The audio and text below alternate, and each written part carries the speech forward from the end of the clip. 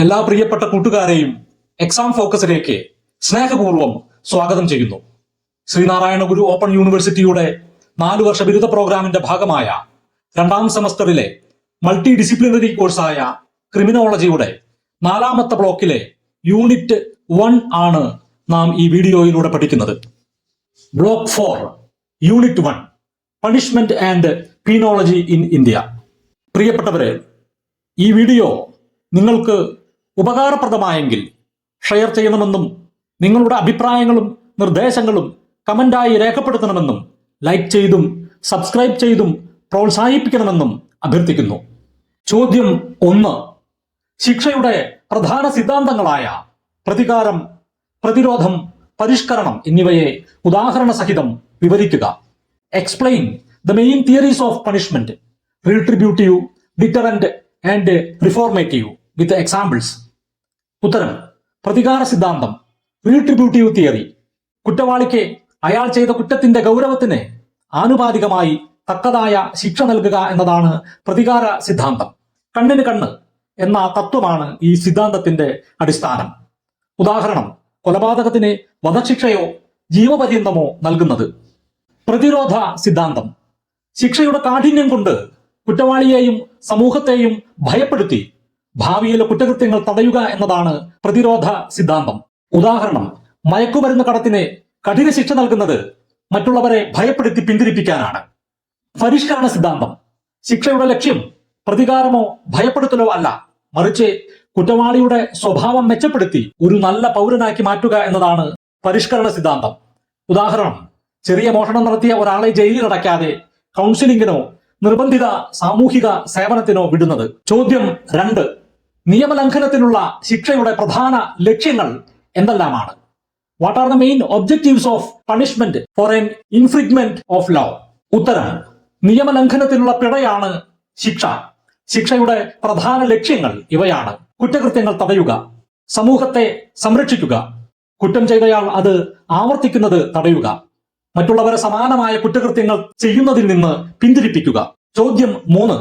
ഭാരതീയ ന്യായ സംഹിത 2023 അനുസരിച്ച് ഇന്ത്യയിൽ നിലവിലുള്ള ശിക്ഷകൾ ഏതെല്ലാമാണ്?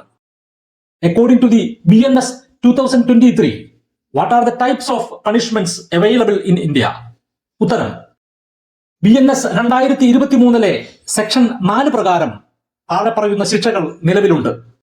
വധ ശിക്ഷ, ജീവപര്യന്തം തടവ്, കഠിന തടവ് അല്ലെങ്കിൽ സാധാരണ തടവ്, സ്വത്ത് കണ്ടുകെട്ടൽ, പിഴ, സാമൂഹിക സേവനം. ചോദ്യം 4. എന്താണ് പീനോളജി? അതിന്റെ പഠന വിഷയങ്ങൾ എന്തെല്ലാം? What is penology? What are its areas of study? ഉത്തരം: ക്രിമിനോളജിയുടെ ഒരു ശാഖയാണ് പീനോളജി. ഇത് പ്രധാനമായും ശിക്ഷയെക്കുറിച്ചുള്ള പഠനമാണ്.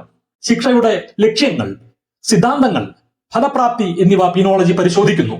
കുറ്റകൃത്യങ്ങൾ തടയുന്നതിനും കുറ്റവാളികളെ പുനരധിവസിപ്പിക്കുന്നതിനും സമൂഹത്തെ സംരക്ഷിക്കുന്നതിനും ഏറ്റവും ഫലപ്രദമായ മാർഗങ്ങൾ കണ്ടെത്താൻ ഇത് ശ്രമിക്കുന്നു. ചോദ്യം 5. ഇന്ത്യൻ പീനൽ കോഡിനെ കുറിച്ചും അതിന്റെ ചരിത്രപരവും നിയമപരവുമായ പ്രാധാന്യത്തെക്കുറിച്ചും വിവരിക്കുക. Describe the Indian penal code and it's historical and legal significance. ഉത്തരം: തോമസ് ബോബിംഗ്ടൺ മെക്കാളയുടെ നേതൃത്വത്തിൽ 1860 നിലവിൽ വന്ന ഇന്ത്യൻ പീനൽ കോഡ് ഇന്ത്യയിലെ പ്രധാന ക്രിമിനൽ നിയമ സംഹിതയായിരുന്നു. രാജ്യത്തെ എല്ലാ കുറ്റകൃത്യങ്ങളെയും ശിക്ഷകളെയും ഒരു പൊതു നിയമത്തിന് കീഴിൽ ഏകീകരിക്കുക എന്നതായിരുന്നു ഇതിന്റെ പ്രധാന ലക്ഷ്യം. നിയമത്തിനു മുന്നിൽ തുല്യത എന്ന ആശയം സ്ഥാപിച്ചതാണ് IPCയുടെ ഏറ്റവും വലിയ ചരിത്രപരമായ പ്രാധാന്യം. ഇത് നിയമവ്യവസ്ഥയിൽ ജനവിശ്വാസം വളർത്തി. 1.5 നൂറ്റാണ്ടിലേറെ ഇന്ത്യൻ നിയമ സംവിധാനത്തിന്റെ അടിസ്ഥാനമായിരുന്ന ഇതിന് പകരമായി ഇപ്പോൾ ഭാരതീയ ന്യായ സംഹിത 2023 നിലവിലുണ്ട്. ചോദ്യം 6. പ്രതികാര സിദ്ധാന്തവും പരിഷ്കരണ സിദ്ധാന്തവും തമ്മിലുള്ള അടിസ്ഥാനപരമായ വ്യത്യാസം എന്താണ്? What is the fundamental difference between the retributive theory and the reformative theory? ഉത്തരം: പ്രതികാര സിദ്ധാന്തം. ഈ സിദ്ധാന്തം തിന്മയ്ക്ക് പകരം തിന്മ എന്ന ആശയത്തിൽ അധിഷ്ഠിതമാണ്. കുറ്റവാളിക്ക് അയാൾ ചെയ്ത കുറ്റത്തിന് ആനുപാതികമായ വേദനയും കഷ്ടപ്പാടും നൽകി പ്രതികാരം ചെയ്യുക എന്നതാണ് ലക്ഷ്യം. ഇത് സമൂഹത്തിൽ നീതിബോധം പുനഃസ്ഥാപിക്കാൻ ശ്രമിക്കുന്നു. പരിഷ്കരണ സിദ്ധാന്തം: ഈ സിദ്ധാന്തം കുറ്റവാളിയെ ഒരു രോഗിയായി കാണുന്നു.